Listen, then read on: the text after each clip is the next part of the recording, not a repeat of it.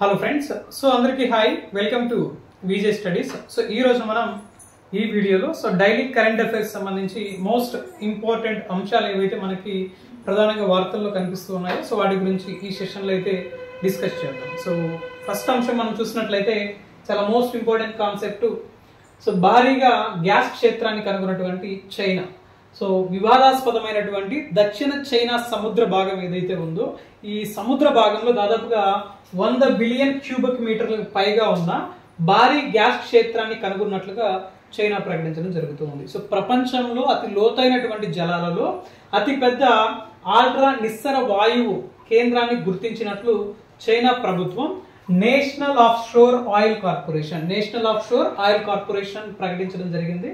So దక్షిణ China జల మార్గంలోనే 20% వరకు కూడా వాణిజ్య రవాణా అనేది జరుగుతూ ఉంటుందంట. సో గుర్తుంచుకోండి. సో చాలా చాలా ఇంపార్టెంట్ అంశం అనమాట ఇది మనకి. సో భారీగా గ్యాస్ క్షేత్రాన్ని ఇటీవల ఏ దేశంలో గుర్తించడం జరిగింది అంటే మనకి చైనా దేశంలో గుర్తించడం జరిగింది. సో ప్రపంచంలోనే అతి లోతైన జలాలలో అతిపెద్ద ఆల్ట్రా నిస్సర వాయు కేంద్రాన్ని గుర్తిస్తూ ప్రత్యేకంగా ఒక అంశం అనేది మనకి వార్తల్లో కనిపిస్తుంది. సో నెక్స్ట్ మరొక అంశం చూద్దాం. సో యుద్ధ క్షేత్రంలోకి రోబో సునకాలు. సో బ్యాట్ గన్ను సిద్ధం చేసిన ఉక్రెయిన్. సో ఆల్రెడీ మనకి రష్యా మరియు ఉక్రెయిన్ మధ్య గత 2 సంవత్సరాలకు పైగా ఈ యొక్క యుద్ధం అనేది జరుగుతూ ఉంది. సో ఈ నేపథ్యంలో ఉక్రెయిన్లో మానవ వనరుల కొరత అనేది చాలా తీవ్రంగా ఉంది. సో వాటిని భర్తీ చేయడం కోసము యుద్ధ క్షేత్రంలో ప్రత్యేకించి ఈ యొక్క రోబో సునకాలని ఉక్రెయిన్ ఉపయోగించబోతూ ఉంది. సో హై రిస్క్ ఆపరేషన్స్ లో వీటిని ఉపయోగించబోతూ ఉన్నారు. మరి ఈ యొక్క రోబో సునకాలు వీళ్ళు ఏమని పేరు పెట్టారు అంటే ఇక్కడ బ్యాడ్-1. సో బ్యాడ్-1 అనేసి పేరు పెట్టడం జరిగింది. సో ఇవి దాదాపుగా ఏ విధంగా ఉపయోగపడతాయి అనేది చూస్తే ఇక్కడ సైనిక ఆపరేషన్స్ లో ఎక్కడైనా మనకి ఈ యొక్క బుల్లెట్స్ సంబంధించి కానీ మందు సామాగ్రి ఏదైతే అవసరం ఉంటుందో వాటిని దాదాపుగా 7 కిలోల మందుగుండు లేదా ఆయుధాలను యుద్ధ క్షేత్రంలో గాయపడినటువంటి సైనికుడి వద్దకు ఔషధాల కిట్ను ఇవి తీసుకెళ్లే విధంగా ఉపయోగపడతాయని చెప్పి ప్రకటించడం జరుగుతుంది. అదేవిధంగా హై రిస్క్ ఆపరేషన్స్ లో కూడా వీటిని ఉపయోగించబోతూ ఉన్నారన్నమాట. సో ప్రత్యేకించి యుద్ధ క్షేత్రంలోకి తొలిసారిగా యొక్క రోబో సునకాలని ఉపయోగిస్తూ ఉక్రెయిన్ ప్రత్యేకంగా మనకి వార్తల్లోకి అయితే రావడం జరిగింది. సో ఆ యొక్క రోబోట్స్ పేరు ఏంటి అంటే బ్యాడ్-1 గుర్తుపెట్టుకోండి. యుద్ధ సంక్షోభంలో ప్రస్తుతం ఉక్రెయిన్ చాలా వరకు ఎఫెక్ట్ అవుతూ ఉంది. సో చాలా చాలా ఇంపార్టెంట్ కాన్సెప్ట్ అనమాట ఇది. సో జాగ్రత్తగా చదవాల్సి ఉంటుంది. అండ్ నెక్స్ట్ మరొక అంశం చూద్దాం. నెక్స్ట్ మనం చూసినట్లయితే చంద్రుడిపై లైఫ్ బ్యాంక్. సో చంద్రుడి పైన లైఫ్ బ్యాంక్ దాన్ని ఏర్పాటు చేస్తున్నట్లుగా శాస్త్రవేత్తలు ఇటీవల స్టేట్మెంట్ అయితే ఇవ్వడం జరిగింది. సో ప్రత్యేకించి చంద్రుడి పైన లైఫ్ బ్యాంక్. సో దేనికోసం ఈ యొక్క లైఫ్ బ్యాంక్ ని వీళ్ళు ఏర్పాటు చేయబోతున్నారు అంటే అంతరించిపోతున్నటువంటి దశలో ఏవైతే ఉన్నాయో అందులో 10 లక్షల జాతుల జీవరాశులను బతికించాలనే ఒక ఉద్దేశంతో శాస్త్రవేత్తలు చంద్రుడి పైన లైఫ్ బ్యాంకు ఏర్పాటు చేయాలనేసి నిర్ణయించుకోవడం జరిగింది. సో చంద్రుడిపై ఆవాసాన్ని ఏర్పాటు చేసే దిశగా చర్యలు తీసుకుంటున్నట్టు ప్రత్యేకంగా శాస్త్రవేత్తలు ప్రకటించారు. సో భూమిపైన ప్రమాదంలో ఉన్న జీవుల యొక్క కణాలను చంద్రుడిపైకి తరలించి వాటిని రక్షించాలని నిర్ణయించారు. సో దీనిలో భాగంగానే డిఎన్ఏ, విత్తనాలు, కణాలు, కణజాలాలను ద్రవ నైట్రోజన్ ఉపయోగించి ఘనీభవింపజేసి చంద్రుడిపైకి తరలిస్తారంట. సో చంద్రుడి ఉపరితలంపై ఎలాగో ఉష్ణోగ్రత అనేది మనకి -180 డిగ్రీస్ నుంచి -230 డిగ్రీస్ వరకు ఉంటుంది కాబట్టి సో జీవ పదార్థాలు భద్రంగా ఉంటాయని చెప్పి శాస్త్రవేత్తలు భావిస్తూ ఉన్నారు. సో ఈ అంశంలో ప్రత్యేకించి చంద్రుడి పైన లైఫ్ బ్యాంక్ ని ఏర్పాటు చేయాలని చెప్పి శాస్త్రవేత్తలు ముఖ్యంగా ఈ యొక్క అంశాన్ని వార్తల్లోకి అయితే తీసుకురావడం జరిగింది. సో అంతరించిపోయే దశలు ఏవైతే ఉన్నాయో అలాంటి జీవరాశుల్ని బతికించాలనే ఉద్దేశంతోనే ఈ యొక్క చంద్రుడి పైన లైఫ్ బ్యాంక్ ని ఏర్పాటు చేయాలని చెప్పి ప్రత్యేకంగా శాస్త్రవేత్తలు భావిస్తూ ఉన్నారు. ఇది కూడా మనకి చాలా ముఖ్యమైనటువంటి అంశం. సో ప్రపంచంలో మనకి చాలా వరకు జీవరాశులకు సంబంధించి ఇటీవల కాలంలో మనకి IUCN కూడా international union of conservation of nature వాళ్ళు కూడా దాదాపుగా ప్రపంచవ్యాప్తంగా 45,000కు పైగా జీవజాతులు అనేటివి అంతరించిపోయే ప్రమాదంలో ఉన్నాయని చెప్పి మనకి ఇటీవల కాలంలో ఒక నివేదికలో తెలియచేయడం కూడా జరిగింది. సో అయితే ప్రస్తుతము ఈ అంతరించిపోయే ప్రమాదంలో ఏవైతే జీవరాశులు ఉన్నాయో వీటిని తిరిగి బతికించాలనే ఉద్దేశంతో శాస్త్రవేత్తలు ఈ యొక్క నిర్ణయం అయితే తీసుకోవడం జరిగింది. సో మోస్ట్ ఇంపార్టెంట్ కాన్సెప్ట్ ఇది కూడా మనకి. అండ్ నెక్స్ట్ మరొక అంశం చూద్దాం. సో చాలా చాలా ఇంపార్టెంట్ కాన్సెప్ట్. నెక్స్ట్ మైక్రోవేవ్ ను తట్టుకుంటున్న బ్యాక్టీరియా రకాలు. సో మైక్రోవేవ్ ను తట్టుకునేటటువంటి బ్యాక్టీరియా రకాలను గుర్తించడం జరిగింది శాస్త్రవేత్తలు. సో ఏ దేశానికి సంబంధించిన శాస్త్రవేత్తలు అంటే స్పెయిన్ దేశానికి సంబంధించిన శాస్త్రవేత్తలు ఈ అంశాలని ప్రకటించడం జరుగుతుంది. సో సాధారణంగా మనకి వంటగదిలో వాడే మైక్రోవేవ్ లేదా మైక్రో ఎవెన్స్ ఏవైతే ఉన్నాయో వాటిని ఈ యొక్క క్లిష్టమైన వాతావరణాన్ని కూడా తట్టుకొని మనుగడ సాగించేలా కొన్ని సూక్ష్మజీవులు రూపాంతరం చెందాయని చెప్పి స్పెయిన్ శాస్త్రవేత్తల పరిశోధనలో తేలింది.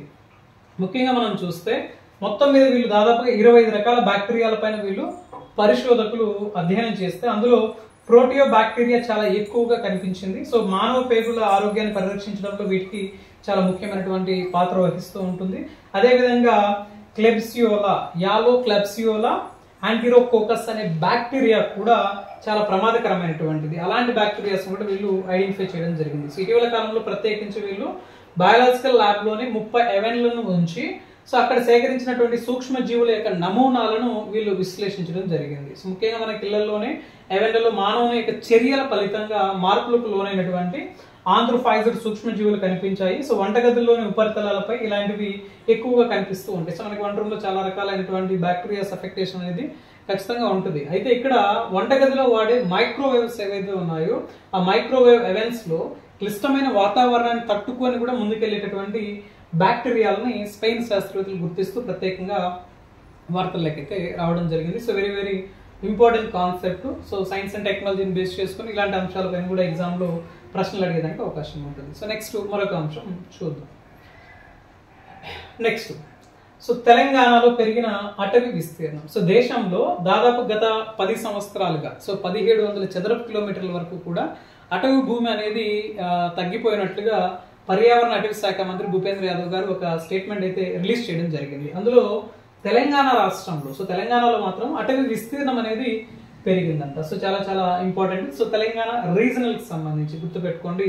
సో దేశంలో గత 10 ఏళ్లలో వివిధ అభివృద్ధి కార్యక్రమాలను చేపట్టేందుకు 1700 చదరపు కిలోమీటర్లకు పైగా అటవీ ప్రాంత భూమిని కోల్పోయామని చెప్పి కేంద్ర ప్రభుత్వం ప్రకటించింది. అయితే తెలంగాణ మరికొన్ని రాష్ట్రాలలో అటవీ ప్రాంతం యొక్క విస్తీర్ణం అనేది పెరిగినట్లుగా పర్యావరణ అటవీ శాఖ మంత్రి భూపేంద్ర యాదవ్ ప్రకటించడం జరిగింది. సో అరుణాచల్ ప్రదేశ్, మణిపూర్, నాగాలాండ్, మిజోరాం, మేఘాలయ రాష్ట్రాలలో అటవీ విస్తీర్ణం తగ్గిందని చెప్పారు. సో ఇక్కడ ఈ రాష్ట్రాలలో అటవీ విస్తీర్ణం అనేది తగ్గింది. సో బీఆర్ఎస్ ప్రభుత్వం ప్రతిష్టాత్మకంగా చేపట్టిన హరితహార కార్యక్రమం అనేది ఆ రాష్ట్రంలో గతంలో చాలా వరకు ఎక్కువగా ప్రయారిటీ అనేది తీసుకొచ్చిందని చెప్పి స్టేట్మెంట్ అయితే ఇవ్వడం జరిగింది. సో తెలంగాణ రీజనల్ కి సంబంధించి అయితే ఇక్కడ తెలంగాణ రాష్ట్రంలో అటవీ విస్తీర్ణం అనేది బాగా ముందుకెళ్తూ ఉంది. సో అటవీ యొక్క విస్తీర్ణం పరిమాణం అనేది పెరుగుతూ ఉంది. కానీ ఈ రాష్ట్రాలు అరుణాచల్ ప్రదేశ్, మణిపూర్, నాగాలాండ్, మిజోరాము, మేఘాలయ లాంటి రాష్ట్రాలలో ఈ యొక్క అటవీ విస్తీర్ణం అనేది తగ్గినట్లుగా సో కేంద్ర పర్యావరణ అటవీ శాఖ మంత్రి భూపేంద్ర యాదవ్ గారు ప్రకటించడం జరుగుతుంది. So very very important environmental concept కి సంబంధించి జాగ్రత్తగా చూడాల్సి ఉంటుంది. సో నెక్స్ట్ మరొక అంశం చూద్దాం. మోస్ట్ ఇంపార్టెంట్ సో స్పోర్ట్స్ కి సంబంధించి అండ్ ఒలింపిక్స్ లో చాలా చాలా ఇంపార్టెంట్ కాన్సెప్ట్స్ అయితే ఉన్నాయి. సో ఇలాంటి ఈ యొక్క అంశాలన్నిటికి సంబంధించి మనకి ఒలింపిక్స్ ఏవైతే మనకి ప్యారిస్ లో జరిగినటువంటి ఒలింపిక్స్ సంబంధించిన అంశాలు ఏవైతే ఉన్నాయో సో వీటన్నిటిని మనము నెక్స్ట్ ఆగస్ట్ 15th రిలీజ్ చేసేటటువంటి కరెంట్ అఫైర్స్ మ్యాగజైన్ ఏదైతే ఉందో ఆ మ్యాగజైన్ లో మనము ఇలాంటి కాన్సెప్ట్ కి సంబంధించి కంప్లీట్ గా ఒలింపిక్స్ సంబంధించిన అంశాలన్నింటినీ కూడా మనము సింగిల్ లైనర్ కాన్సెప్ట్ బిట్స్ కింద అప్డేట్ చేయడం జరుగుతూ ఉంది. సో అక్కడ ఆ మ్యాగజైన్ అనేది మనం ఆగస్ట్ 15th రిలీజ్ చేయడం జరుగుతుంది. సో అందులో మీకు చాలా ఇన్ఫర్మేషన్ అనేది ఉంటుంది. అండ్ రిమైనింగ్ సబ్జెక్ట్స్ సంబంధించి science and technology, economy and polity related కానీ సో జనరల్ కరెంట్ అఫైర్స్ సంబంధించి కంప్లీట్ బిడ్ బ్యాంక్ జోనర్ లో మన మ్యాగజైన్ అనేది డిజైన్ చేయడం జరుగుతూ ఉంది. సో ఆగస్ట్ 15th అందులో మీకు కంప్లీట్ డీటెయిల్స్ చాలా వరకు ఇందులో ఈ యొక్క అంశాలకు సంబంధించి అప్డేట్ చేసాం. ఒకసారి చూడండి ఆ రోజు. ఓకే, నెక్స్ట్ ఇక్కడ మనం చూస్తే సో మోస్ట్ ఇంపార్టెంట్ స్పోర్ట్స్ కి సంబంధించి భారత star wrestler Vinesh Phogat so అంతర్జాతీయ కెరీర్ కు వీడ్కోలు పలికింది. సో ఒలింపిక్ పథకం గెలవాలన్న తన కళ నెరవేరకుండానే ఆ మాటపై పట్టు సడలించింది. సో ప్యారిస్ సెమీఫైనల్స్ లో గెలిచి ఫైనల్స్ కు అర్హత సాధించి తుది పోరుకు కొన్ని గంటల ముందు జస్ట్ వెయిట్ అంటే 50 kgs వెయిట్ ఏదైతే ఆ ఈవెంట్ లో పార్టిసిపేట్ చేస్తున్నారో అందులో ఆ 50 kgs కి జస్ట్ ఒక 100 grams ఎక్కువగా ఉందనే కారణంతో ఒలింపిక్స్ అసోసియేషన్ అనర్హత వేటు వేయడం జరిగింది. సో ఈ నేపథ్యంలోనే ప్రత్యేకించి ఆమె ఈ యొక్క నిర్ణయం అయితే తీసుకోవడం జరిగింది. సో ఇక్కడ మనం చూసినట్లయితే సో గతంలో చాలా వరకు అంటే 2001 నుంచి 2024 దాకా సాగిన రెజ్లింగ్ ప్రయాణానికి ఆమె వీడ్కోలు పలుకుతూ ఒక నిర్ణయం అయితే తీసుకోవడం జరిగింది. అయితే ముఖ్యంగా మనం చూస్తే చాలా ఇన్స్పిరేషన్ జోనర్ అనమాట. సో అంతవరకు బాగా కష్టపడి అక్కడ ఏదో చిన్న ఆ వెయిట్ అనేది జస్ట్ 100 grams ఉండడం వల్ల ఆమె మరొక చిన్న అడుగులోనే ఒక మంచి అవకాశం, గోల్డ్ మెడల్ కావచ్చు లేదా ఏదైనా కావచ్చు, సో ఆ పథకాన్ని గెలిచేటటువంటి అవకాశాన్ని కోల్పోవడం జరిగింది. సో దీనికి ప్రత్యేకించి ఆమె చాలా వరకు ఇబ్బందిగా ఫీల్ అయ్యి, చాలా వరకు నిజంగా చెప్పాలంటే ఆ పథకం గెలిస్తే సో మనకు కూడా చాలా మందికి హ్యాపీగానే ఉండేది. బట్ ఇలాంటి చిన్న ఇన్సిడెంట్ వల్ల ఆయన ప్రత్యేకించి ఆ అవకాశాన్ని కోల్పోవడం జరిగింది. సో అవకాశాలు అనేటివి మనకి ఎప్పుడు రావు. సో మనం ప్రతిదీ కూడా చాలా జాగ్రత్తగానే మన ప్రయత్నం మనం చేయాలి.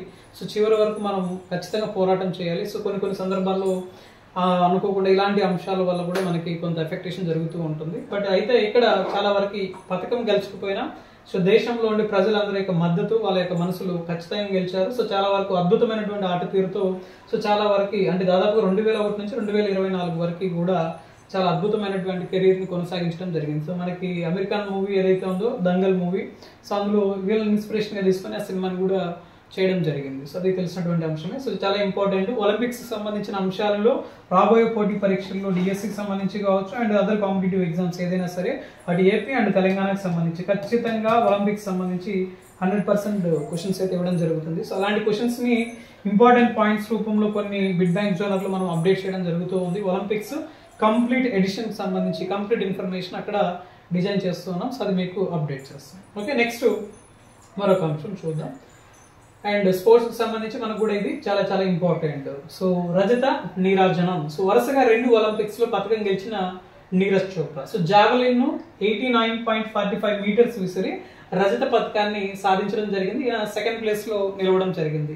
అయితే గోల్డ్ మెడల్ ఎవరు గెలిచారు అంటే Pakistan player Arshad Nadeem. So Pakistan player Arshad Nadeem 92.97 మీటర్లతో ఒలింపిక్ రికార్డ్ అనేది నెలకొల్పడం జరిగింది. So very very important. Arshad Nadeem so Paris లో జరిగినటువంటి జావెలిన్ త్రో ఈవెంట్ ఏదైతే ఉందో దాంట్లో దాదాపుగా 92.97 మీటర్లతో ఒలింపిక్ లో రికార్డు క్రియేట్ చేసి మొదటి స్థానంలో నిలిచి గోల్డ్ మెడల్ సాధించడం జరిగింది. అండ్ నీరజ్ చోప్రా ప్రత్యేకించి ఈయన రజత పథకాన్ని సాధించడం జరిగింది. So 89.45 metres. అయితే ఇక్కడ ముఖ్యంగా చూస్తే పాకిస్తాన్ కి సంబంధించి వ్యక్తిగత క్రీడా అంశాలలో సో ఒలింపిక్స్ చరిత్రలో పాకిస్తాన్ కి ఇది తొలిసారిగా వచ్చినటువంటి స్వర్ణ పథకం. సో నదీం ద్వారా లభించింది.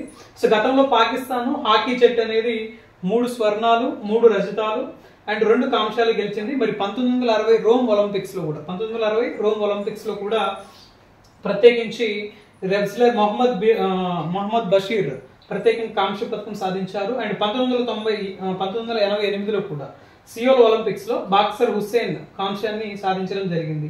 సో ఒలింపిక్స్ క్రీడల్లో 2 వ్యక్తిగత పథకాలు సాధించిన 4వ భారత్ ప్లేయర్ గా కూడా నీరజ్ చోప్రా రికార్డ్ అయితే నమోదు చేయడం జరిగింది. సో చాలా చాలా ఇంపార్టెంట్ అనమాట. సో ఇది కూడా మనకి స్పోర్ట్స్ కి సంబంధించినటువంటి అంశాలలో చాలా ఇన్స్పిరేషన్ జోనర్స్ ఉంటాయి. సో చాలా చాలా ఇంపార్టెంట్ కాన్సెప్ట్స్ ఇవన్నీ కూడా ఒలింపిక్స్ సంబంధించిన ప్రతి అంశాన్ని కూడా చాలా జాగ్రత్తగా చదవాల్సి ఉంటుంది అనమాట. ప్రత్యేకించి ఇండియాకి సంబంధించిన అంశాలు అండ్ ఇతర దేశాలకు సంబంధించి ముఖ్యంగా ఎవరెవరు స్వర్ణ పథకాలు సాధించారు. అండ్ ఆగస్టు 11న మనకి ఒలింపిక్స్ అనేటివి కంప్లీట్ కాబోతున్నాయి కాబట్టి ఆగస్టు 11న ఈ ఒలింపిక్స్ కంప్లీట్ అయిన తర్వాత సో కంప్లీట్ ఇన్ఫర్మేషన్ పైన సో నెక్స్ట్ ఆగస్టు 12వ తేదీన మనం ఈ యొక్క కరెంట్ అఫైర్స్ సంబంధించి కంప్లీట్ ఒలింపిక్స్ సంబంధించిన అంశాలపైన వర్క్ సెషన్లో డిస్కస్ చేయడం జరుగుతుంది కంప్లీట్ ఇన్ఫర్మేషన్తో. ఓకే, సో ఇది మనకి ఈరోజు